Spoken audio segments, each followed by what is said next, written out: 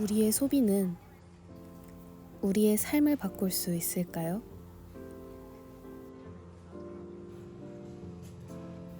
우리가 매일 마주하는 선택의 순간들, 똑같은 가격이고 똑같은 환경에 있으면 그런 것들을 조금 더 고민해보고 그리고 좋은 그 순간에 도움이 될 수 가치 있는 소비를 선택하는 사람들. 우리는 무엇을 선택하며 어떤 세상을 만들어가고 있을까요? 우리 같이 살래요?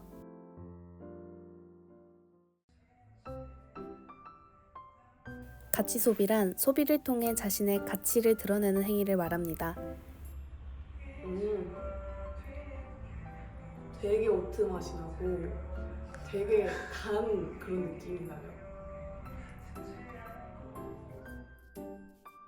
어려운 게 아니라 단순히 내가 하는 소비 하나를 더 가치 있게 만드는 것. 오늘날 이건 하나의 트렌드가 되어 많은 사람이 실천하고 있습니다.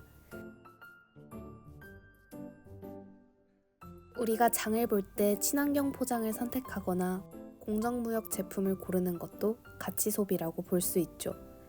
오늘 저와 함께 이런 가치 소비를 실천하는 사람들의 이야기를 들어보는 건 어떨까요? 서울 강동의 한 가치 소비 매장. 이곳은 친환경, 제로웨이스트, 지역 활성화를 위한 착한 제품만을 모아 지속 가능한 소비를 제안합니다. 쇼핑백을 기부를 받아요. 그래서 이게 좀 쓰던 거지만 이런 거에 가져가셔도 되겠냐 물어보면은 안 쓰는 쇼핑백을 기부받아 재사용하는 등 작은 실천도 함께하고 있죠. 우리는 이곳에서 직접 친환경 식품을 맛보며 지속 가능한 소비를 경험할 수 있었습니다. 매니저님께서 일하시게 되신 계기가 있으신가요? 제가 이제 인테리어 쪽 일을 했었거든요. 네네. 인테리어를 하게 되면은 기존의 거 사실 쓸만한 것도 다 뜯어내고 그쵸. 철거를 하고 공사를 한단 말이죠. 근데 공사를 하고 나면 그 평수에 맞는 자재를 가져가긴 가져가도 남아서 버리는 것들이 또 굉장히 많아요. 근데 점점 더 그런 쪽에 관심이 많아서 따로 업사이클 공부도 하고 이번에 시니어 인턴을 서울시에서 뽑을 때 그냥 사실 아무 생각 없이 했는데 리스트 업을 보니까 이 사이트가 제로 웨이스트를 맞아요. 생각을 하는 업체고 그 연결해주는 너무 좋아서 가치 문화가 더 널리 퍼지기 위해서는 저희가 어떠한 자세를 취하면 좋을까요? 이런 생활용품들은 어차피 써야 되는 거니까 하나하나 이제 바꿔나가기 시작을 하는데 조금 약한 부분이 이제 이런 아이들이 다 그림을 그린 거예요. 소외계층 아이들이. 그럼 그 아이들한테 여기 판매대금의 일부를 얘네들이 미술을 배울 수 있게 후원을 해주거든 건데, 그러니까 기부 문화를 꼭 내가 직접 돈을 내야 되는 게 아니라 이런 좋은 의도에 있는 물건을 소비하면서 나도 기부했다라는 그런 마인드가 좀 생길 수 있게 그런 거를 어떻게 풀어가야 되나, 그게 저희 또 역할일 것 같아요. 지속 가능한 소비 문화를 만들기 위한 브랜드의 비전도 대표님 대신 전해주셨는데요.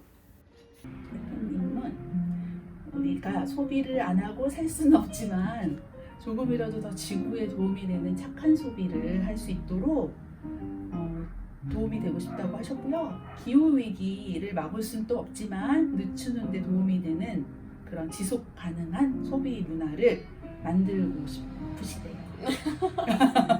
그래서 우리가 같이 소비를 할 수 있는 연결고리가 되는 브릿지가 되게 되고 싶으시대요. 정말 가치 소비를 실천하는 기업들도 많고 가게들도 많잖아요. 그 중에서도 네. 프리찌는 어떻게 기억되고 싶으신가요? 내가 왔을 때 기여할 수 있고, 나 이 작은 거 하나 샀지만 내가 엄청난 기여를 했구나. 그래서 막 기분 좋아서 갈 수 있는 그런 매장이 됐으면 좋겠어요. 그런데 거기 한 역할을 하고 싶고요. 다음으로 공정무역을 통해 세상을 바꾸는 또 다른 움직임을 만나러 갑니다. 해화역 근처에 위치한 국제공정무역기구 한국사무소. 2011년에 시작한 이곳은 국내 기업과 소비자들에게 공정무역의 개념 및 필요성에 대해 홍보를 하고 있습니다. 공정무역 인증을 받은 제품을 만나볼 수 있는 상점과 카페도 함께 있어 직접 구매와 체험이 가능합니다. 진짜 맛있어. 우리는 공정무역에 대해 대표님과 이야기를 나눌 수 있었습니다. 장점들 중에서 이제 대표님께서는 저희는 왜 공정무역을 해야 된다고 생각하시나요?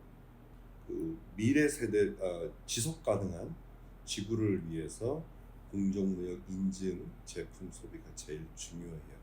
공정이라는 키워드는 내가 먹고 입고 자고 소비하는 것뿐 아니라 내가 살고 있는 환경에도 공정이라는 키워드가 중요할 것 같아요.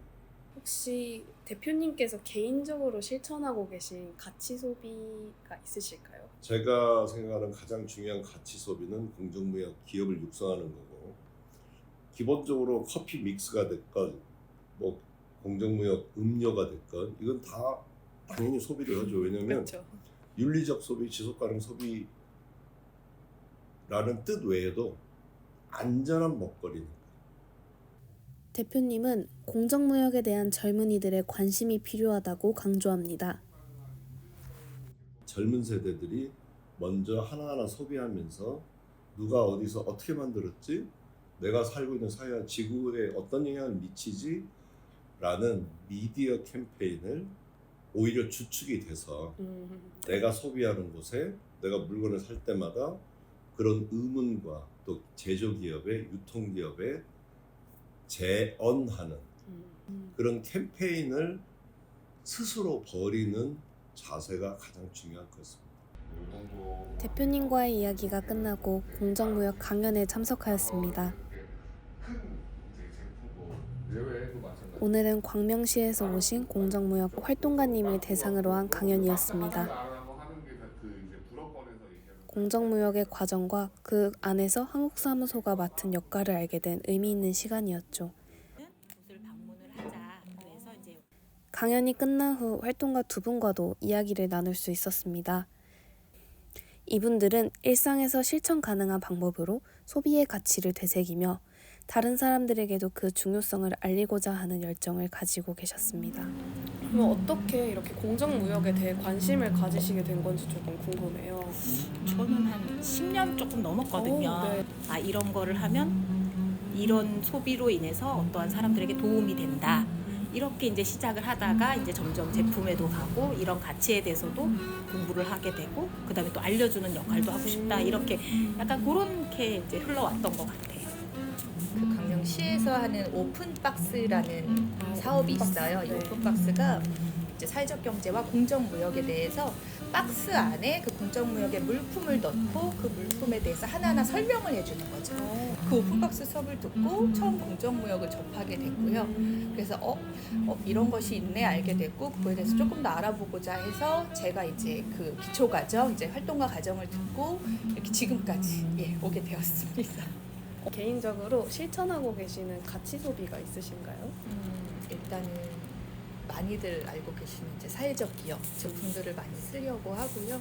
어떻게든 도움이 될 수 있는 거를 똑같은 가격이고 똑같은 환경에 있으면 그런 것들을 조금 더 고민해보고 좋은 도움이 될 수 있는 거를 사용을 하려고 노력하고 있습니다. 우리 유통업체들 많잖아요. 이거는 문제야라고 어떤 모임에 가서 얘기를 할 수 있는 그것도 저는 사실은 내가 할 수 있는 행동 중에 하나고 이게 잘못됐어라고 내 피드에 올리는 거 그런 것도 하나의 저의 가치 중에 하나인 것 같아요. 강은성 씨는 공정무역 제품을 사용하며 느낀 점을 이야기했습니다. 왜 생산자를 위해서 소비자가 돈을 더 써야 되지라고 생각하시는 분들이 있어요. 그렇게 말씀하시는 싼 게 분들이 있어요. 최고라고 하시고. 맞아요. 근데 제가 계속 이 활동을 하고 생각을 해본 결과 좋은 물건, 그러니까 우리나라에서 나지 않는 최고의 최상의 품질을 가진 물건을 내 가족을 위해서 쓰자라고 생각하면 가장 심플하더라고요. 그렇죠. 네, 그렇게 생각하면 공정무역 제품을 고르게 돼요. 우리가 일상생활에서 하는 작은 실천이지만 모이다 보면 큰 변화를 만들어낼 수 있지 않을까요? 이 변화의 실현을 위해 노력을 기울이는 또 다른 개인을 만날 수 있었습니다. 여기 콘텐츠를 통해 지구를 지키자는 문화를 만드는 팀이 있습니다. 2020년부터 활동을 시작한 에코팀은 지구와 환경을 지키는 사람의 이야기를 영상을 통해 담아내고 있습니다. 이런 콘텐츠를 제작할 때 네. 가장 중요하게 생각하는 점이 있으신가요? 가장 중요한 거는 사실 저희가 컨텐츠를 만들 때 뭐 환경을 지키는 제품이나 서비스 이런 건 소개는 거의 안 해요. 그리고 환경을 지키는 그 서비스를 만들고 제품을 만드신 분들이 왜 이걸 만들었는지, 그래서 환경을 지키는 사람들의 이야기를 저희는 중점적으로 찍고 있습니다. 처음에 그 환경에 대한 관심을 어떻게 가지시게 되셨나요? 저 원래 이런 학교 교직원이었었거든요. 아. 4년 전만 해도 저도 학생분들 관리하는 교직원이었었는데 네. 캠핑도 엄청 다녔거든요. 백패킹 다니면서 아무데나 막 자고 막 그러니까 쓰레기들도 점점 많이 생겨요. 그 어떤 프로그램에서 백패킹이라는 게 단어가 생기고 나서 더 많아졌거든요. 그렇죠, 그렇죠. 근데 그때까지만 해도 환경을 어떻게 지키자 이런 건 아니었고, 어차피 사람들 버릴 사람들은 버리거든요. 저도 심지어 버리던 사람이었고, 그래서 버리는 거를 어차피 버리더라도 조금 이로운 걸 버리게 하자. 만약 10년 정도 있다가 썩을 거면 한 5년 정도 썩는 거를 버리게 만들면 좀 어떨까 해서, 그래서 사실 환경에 조금 관심을 갖게 되고 제품도 그때 좀 보게 됐고 그렇게 시작하게 된 것 같습니다. 환경에 관심을 갖게 된 게. 함께 된 게. 영상 콘텐츠를 통해 더 많은 사람에게 환경의 문제를 인지시키고 싶다는 에코팀. 그 다음 목표가 있으시다는데요. 에코팀이라고 한 게 에코라는 게 환경의 에코가 아니거든요. 네네네. ECHO라는 메아리. 메아리라는 뜻의 팀으로 하고 있어서 원래는 환경을 좀 이렇게 키워놓고 다음은 사회 문제나 아니면 그런 문제로 계속 가려고 했었어요. 아직까지 계획은 하고 있지만 사회공헌도 많이 하거든요. 저희한테 제안이 들어오면 그걸 환경적인 사회공헌으로 만드는 프로젝트도 많이 하고 있어서 뭐 봉사활동 갈 때 이런 굿즈 같은 거를 환경 기업들이 제공을 한다던가 아니면 그런 프로젝트를 많이 만들려고 하고 있는 정도. 가치 소비란 단순한 소비가 아닙니다. 다양한 방법으로 우리가 사는 세상에 영향을 미치는 일이죠. 지금까지 우리는 가치 소비를 실천한 여러 사람들의 이야기를 들어봤습니다. 그리고 모두에게 한 가지 질문을 하였습니다. 저에게 가치란 저와 같이 살고 있는 가족을 위해서 제 삶에서 계속 추구해 나가야 되는 것입니다. 모두가 선한 영향력을 가지는 것. 선한 영향력이다. 문화를 만드는 것입니다. 제가 살아가는 지표입니다. 모두 다른 답을 했지만 한 가지 공통점이 있습니다. 가치는 우리가 살아갈 세상을 위해 필요하다는 것. 어려울 것 없습니다. 일상생활 속 아주 작은 것 하나부터 같이 시작해 볼까요? 그 아주 작은 하나가 우리의 세상을 바꿀 것입니다.